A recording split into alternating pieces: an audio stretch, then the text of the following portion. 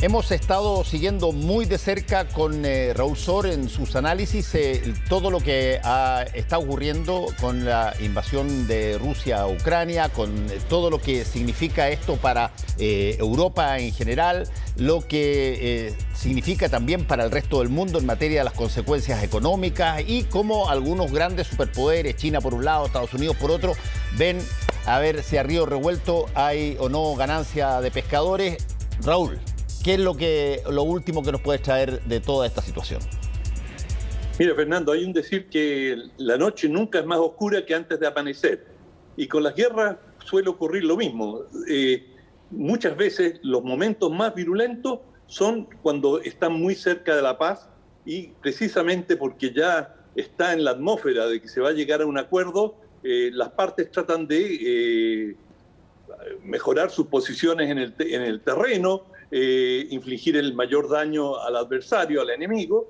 Bueno, esto un poco pareciera ser el caso en Ucrania, donde han habido muchos rumores y conversaciones, declaraciones públicas, pero mucho también tras las bambalinas de un posible cese al fuego y los principios de un acuerdo de paz. Y lo dijo Lavrov, el ministro de Relaciones Exteriores ruso, que estaba muy cerca de un acuerdo. El presidente Zelensky en Ucrania también hizo declaraciones en las cuales ya manifestaba concesiones que antes se consideraban imposibles. Por lo tanto, había bastante optimismo de que se podía llegar a un arreglo en forma muy rápida, y además porque el sufrimiento de la población en Ucrania va creciendo, el número de personas que deja el país y aquellos que permanecen en él están cada vez con situaciones más críticas, no tienen acceso a hospitales, está escaseando el alimento en muchas localidades. Por lo tanto, tampoco esto se puede continuar indefinidamente, y los rusos son un ejército invasor que están lejos de su hogar y también tienen problemas logísticos diversos, de manera que ambas partes tenían un interés bastante evidente en llegar a un acuerdo, y las piezas del acuerdo más o menos se estaban vislumbrando del momento que el presidente Zelensky dijo: estamos dispuestos a renunciar a la pertenencia a la Organización del Tratado del Atlántico Norte, la OTAN, que fue uno de los elementos centrales que gatilló el conflicto. Todavía quedan pendientes cuáles van a ser los arreglos territoriales, sobre todo en el Donbass, en estas repúblicas, este par de repúblicas que se han declarado independientes de Ucrania y que quieren estar más vinculadas con Rusia, y por supuesto también la península de Crimea. Pero ya se dibujaba un acuerdo en el cual Ucrania sería declarado un país neutral, de manera que no ingresaría a la OTAN, como señalé, y buscaría mantenerse equidistante de ambos bloques, entendiendo uno el de Rusia y Occidente por la otra parte, lo que no impediría que Ucrania tuviera su ejército, un ejército fuerte, y se ha hablado de muchos modelos, por ejemplo el modelo sueco, que no son parte de la OTAN, pero el ejército sueco se lo recomiendo a cualquiera, un ejército extraordinariamente bien armado y preparado, de manera que Ucrania hubiese tenido una capacidad defensiva o intimidatoria o para impedir una nueva invasión rusa, o por lo menos ponerle un precio muy alto si alguna vez quisieran repetir la aventura. De manera que se estaba dibujando había bastante optimismo, que estábamos a puertas de una solución. Ahora, ¿cuándo se nota? Tú puedes advertir muy claramente cuando los conflictos comienzan. Tú ves una escalada de alguna manera de bombardeo, ves penetración de tropas en el territorio que es invadido, ves rechazo a tomar contacto con la contraparte, y todo eso indudablemente te da a ti señales de que la cosa está en camino. Pero ¿cómo notas tú que las cosas eventualmente pueden estar en otra faceta, en facetas de terminar o de llegar a negociar? ¿Es algo súbito lo que pasa? ¿Se llega a un acuerdo o tú tienes que ver de pronto retiros parciales o reticencia a avanzar más en ciudades, por ejemplo, o a bombardear determinadas cosas? ¿Cómo tú notas de que los rusos no han terminado todavía lo que quieren hacer? Bueno, yo percibo que ellos quieren llegar a un acuerdo, es lo que dijo Lavrov. Por supuesto, lo que se dice y lo que se quiere son no necesariamente la misma cosa. Tú puedes dar señales que estás terminando el conflicto cuando en realidad lo que quieres es generar decir, que te dejen de acosar internacionalmente y bueno, parece que los rusos están caminando en una dirección correcta, bajemos un poco el tono con ellos. Tú no sabes, en este tipo de situaciones se usan tácticas distractivas, parte del juego de la guerra es engañar al adversario, al enemigo, pero dadas las características que ha tenido la invasión rusa, lo relativamente estancada y las dificultades logísticas que es manifiesto que las tienen, también a Rusia le conviene terminar este conflicto que está teniendo un costo incremental para ellos. Uno, desde el punto de vista de las medidas que está tomando el conjunto de Occidente en contra de ellos, que realmente algunas son muy severas y que van a pesar durante mucho tiempo para Rusia, de manera que, y para un ejército invasor, el tiempo corre a favor de los defensores. Cada día que los rusos deben permanecer en territorio ucraniano tiene costos humanos y, digamos, para sus soldados y logísticos muy grandes, de manera que Rusia le conviene terminar esto, digamos, en un plazo previsible. Es fatal para cualquier país que esto se extienda. Lo ha experimentado Estados Unidos en sus invasiones y también Rusia tiene experiencia en esto. El tiempo corre a favor de los ucranianos y cuanto más ellos puedan resistir, mejor para ellos. Ahora, lo que llama la atención es que Estados Unidos se ha declarado más beligerante en el último momento. Y hay algunos analistas internacionales europeos que señalan que Estados Unidos estaría interesado en prolongar el conflicto más allá de la voluntad de los protagonistas. Y Estados Unidos ha dicho que Ucrania no debe someterse a las condiciones que le está imponiendo Rusia, y más importante que eso, le está entregando recursos muy importantes, militares, le está facilitando una variedad de drones con capacidad militar, hoy día el presidente Biden, después de haber hecho una oferta muy modesta de $200 millones, se propuso una entrega de $800 millones para fines netamente militares, y hubo este incidente que también es llamativo, en que al parecer, así como que no quiere la cosa, Biden acusa al presidente Putin de ser un criminal de guerra. Sí. Bueno, es una acusación extraordinariamente grave de un jefe de Estado a otro. Digamos, uno puede considerar ideológicamente que es un crimen de lanzar una guerra, pero acusarlo a la cara directamente, usted es un criminal de guerra, es decir, esto tiene que ser probado ante un tribunal, y que un mandatario que eventualmente va a tener que sentarse quizás algún día con Putin, bueno, esto es cortar los puentes y cortarlos en forma muy radical.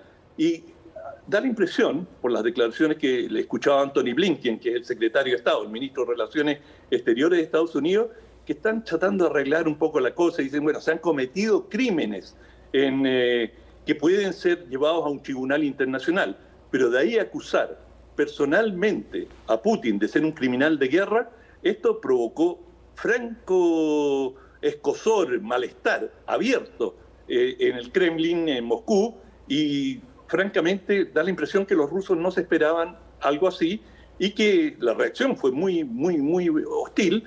Y uno se pregunta si Biden lo hizo ex profeso o lo hizo reaccionando en forma un tanto distraída, porque eso es la imagen que se ve, está rodeado de la prensa y un periodista le pregunta y él dice, sí, es un criminal de guerra.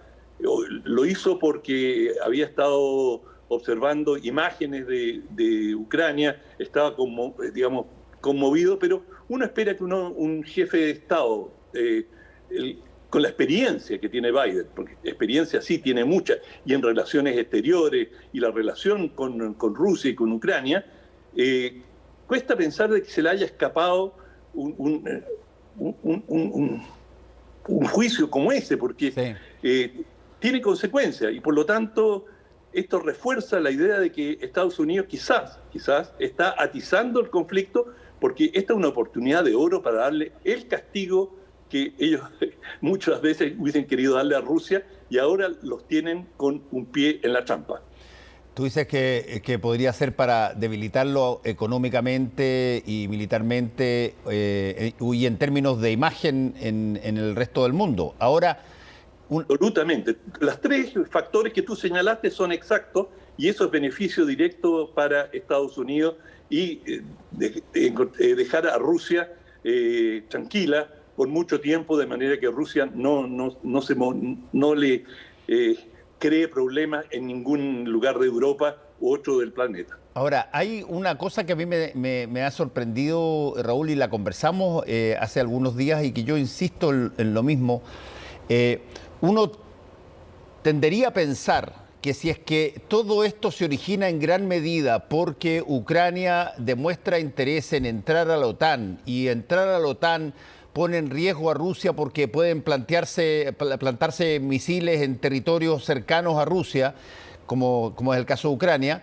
Bueno, pero cuando Ucrania toma la decisión de no entrar a OTAN y mantener su neutralidad, según lo que se escuchó hace unas 24 o 48 horas atrás, ¿no debiera lo que sigue ser, a ver, parece que nos hicieron caso, nos escucharon, mandemos una señal, repleguémonos, no sé, 2 kilómetros para atrás?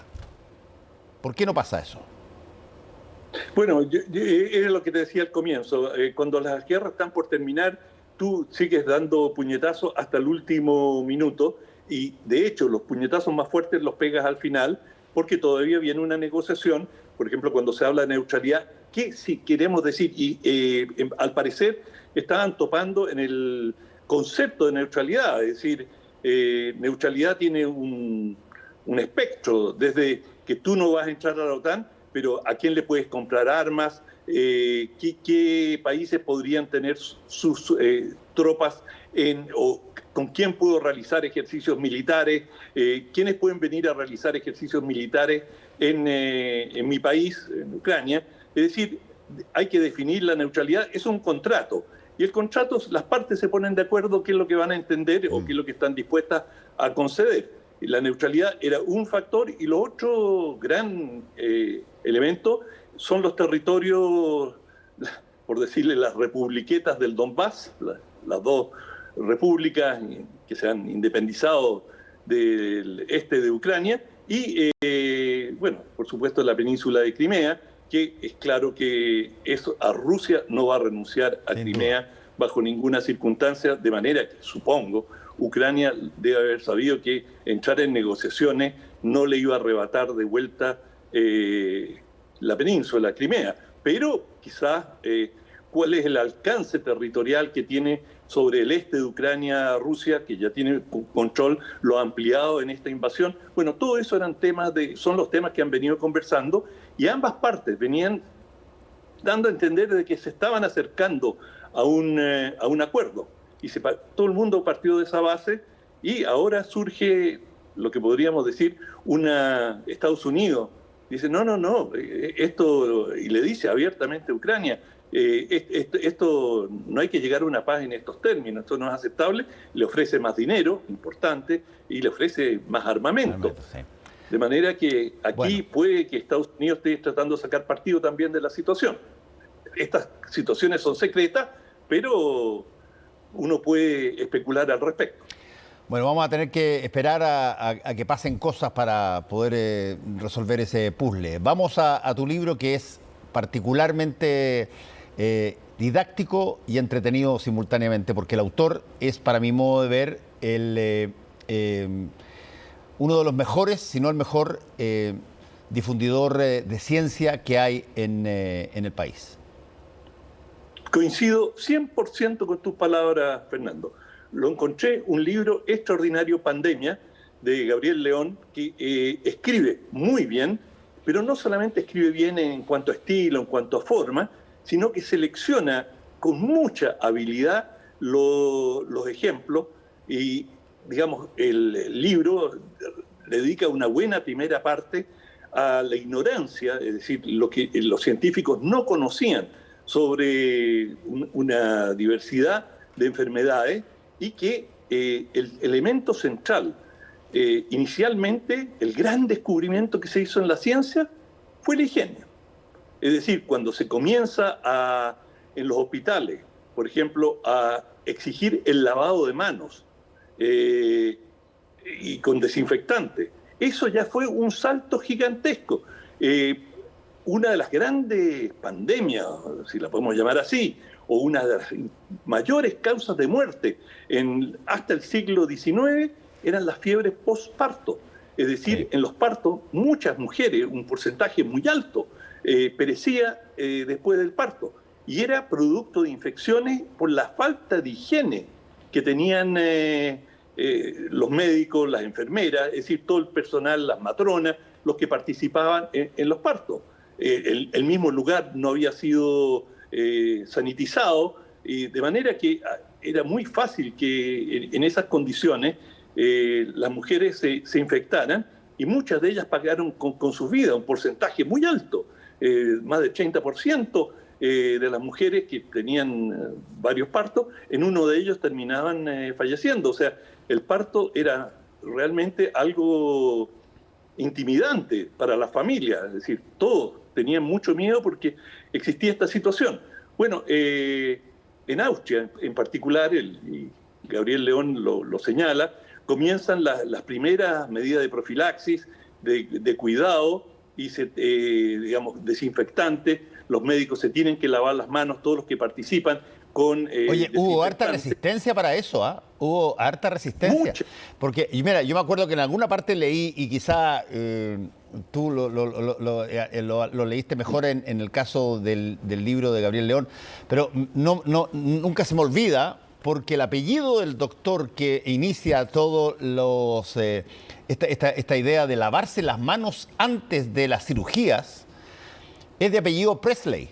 Y uno se le quedó, pero metido acá por Elvis, ¿cachai? Pero se quedó metido. Pero había mucha resistencia en un principio a esto que parecía... ¿por qué? Y se difumina esto, se generaliza esto, y una cosa tan básica que hoy día hacemos todos a cada rato, en ese entonces prácticamente no solamente no había obligación, sino que nadie pensaba que era necesario. Claro, y por ejemplo, en los hospitales, las enfermeras muchas veces eran religiosas de distintas órdenes que asistían y hacían un trabajo de beneficencia en los hospitales. Y muchas de ellas llevaban en su túnica, trasladaban de una sala a otra los microbios.